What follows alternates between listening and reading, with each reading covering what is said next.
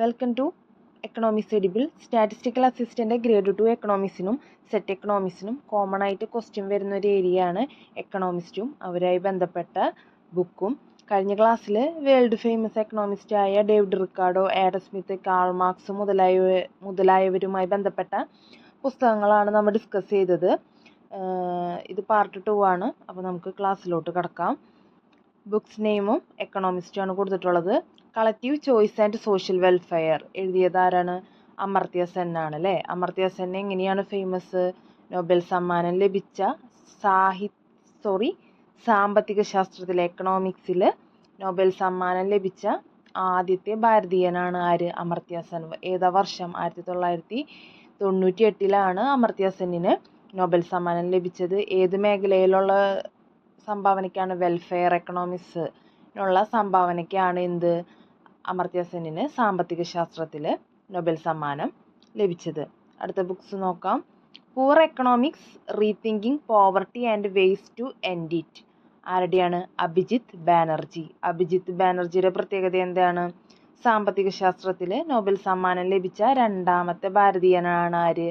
അഭിജിത്ത് ബാനർജി. ഏത് വർഷമാണ്? 2019.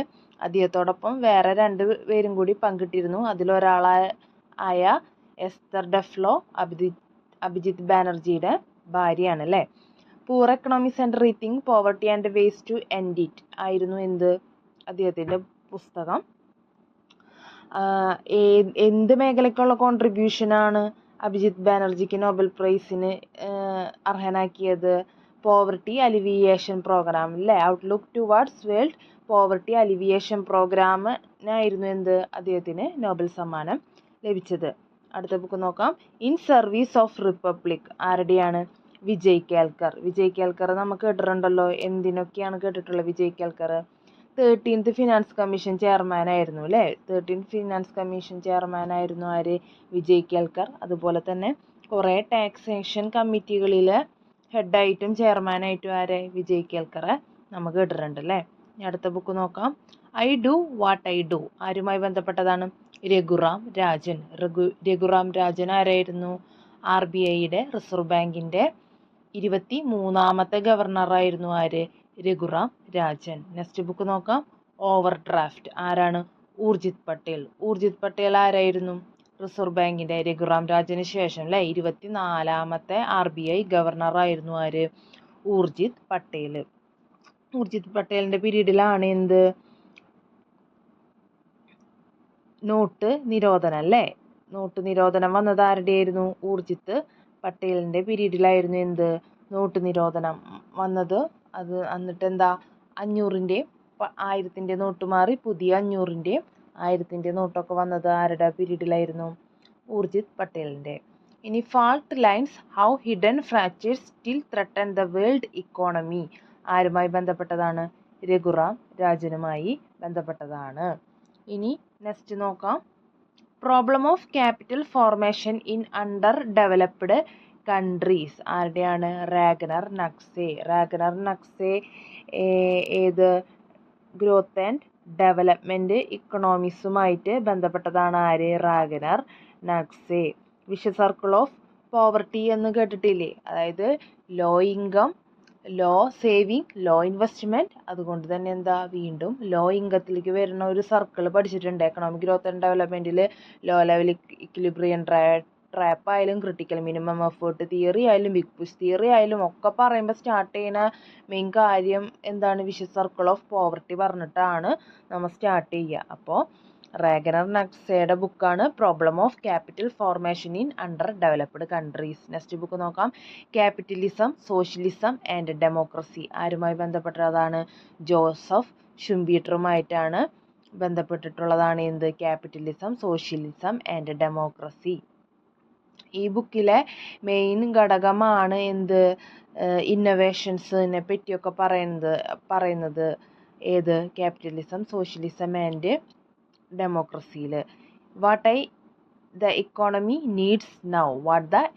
Needs now ആരാണ്? കുറേ പേര് കൂടിയായിട്ട് കളക്റ്റീവായിട്ട് എഴുതിയിട്ടുള്ള ബുക്കാണ് അല്ലേ.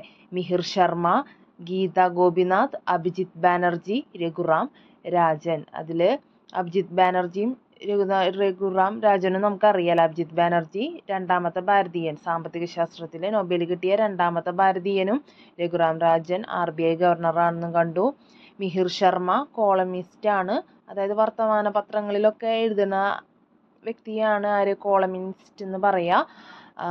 ബ്ലൂംബർഗ് ഒപ്പീനിയനും അതുപോലെ തന്നെ ഇന്ത്യയിലെ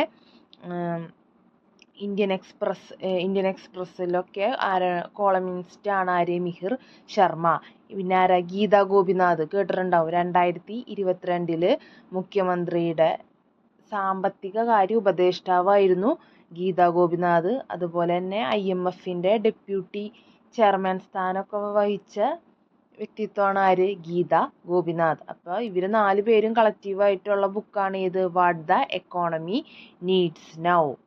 നെക്സ്റ്റ് നോക്കാം, restart the last chance for the Indian economy, Mihir Sharma. കണ്ടു അല്ലേ, മിഹിർ ശർമ്മ ആരാന്ന് കണ്ടു. അദ്ദേഹത്തിൻ്റെ ബുക്കാണ് restart the last chance for Indian economy.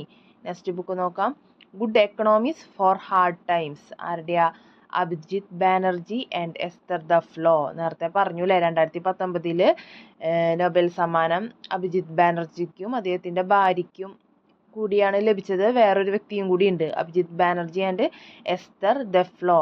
പിന്നെ എസ്തർ ദഫ്ലോക്ക് ഒരു പ്രത്യേകതയും കൂടിയുണ്ട്, സാമ്പത്തിക ശാസ്ത്രത്തിൽ നൊബേൽ സമ്മാനം ലഭിക്കുന്ന ഏറ്റവും പ്രായം കുറഞ്ഞ വ്യക്തിയും കൂടിയാണ് ആര്, എസ്തർ ദഫ്ലോ. നെക്സ്റ്റ് നോക്കാം, പൂവർ എക്കണോമിക്സ്. ആരുടെയാണ്, Abhijit Banerjee and Esther ദഫ്ലോ.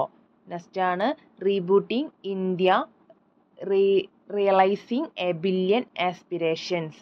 ആരുടെയാണ്, Nandan Nilekani and Viral ഷാഡെയാണ് എന്ത്, rebooting India, realising a billion aspirations. Nandan നീലക്കേണിയുടെ പ്രത്യേകത എന്താണ്, ഇൻഫോസിസിൻ്റെ കോഫൗണ്ടറാണ്. അതുപോലെ തന്നെ ഇന്ത്യയിൽ ആധാറിൻ്റെ ഫാദറാണ്, ഫാദർ ഓഫ് ആധാർ കാർഡ് എന്നറിയപ്പെടുന്നത് ആരാണ്, നന്ദൻ നീലക്കേണിയാണ്. കാരണം എന്താ, ആധാറുമായി ബന്ധപ്പെട്ട അതോറിറ്റിയാണ് എന്ത്, UIDAI, unique identification authority of ഇന്ത്യയുടെ ഫസ്റ്റ് ചെയർമാനായിരുന്നു ആര്, നന്ദൻ നീലക്കേണി. അപ്പോൾ കുറച്ച് ബുക്സാണ് നമ്മൾ ഇന്ന് ഡിസ്കസ് ചെയ്തത്. മെയിനായിട്ടും ഇന്ത്യൻ എക്കണോമിക്സിനെ പറ്റിയിട്ടാണ് അല്ലേ പറഞ്ഞത്. അപ്പോൾ ഈ ബുക്കൊക്കെ ഒന്ന് നോട്ട് ചെയ്ത് വെക്കുക, കാരണം എക്സാമിന് ഏതെങ്കിലും ഒരു ബുക്കുമായി ബന്ധപ്പെട്ടിട്ടുള്ള ബുക്കും അതിൻ്റെ ഓതർ ഓർ എക്കോണമിസ്റ്റുമായിട്ട് ബന്ധപ്പെട്ട ഒരു ക്വസ്റ്റ്യൻ എക്സ്പെക്റ്റ് ചെയ്യാം. അപ്പോൾ അടുത്ത ക്ലാസ്സിൽ പുതിയൊരു ടോപ്പിക്കുമായി വീണ്ടും കാണാം. താങ്ക്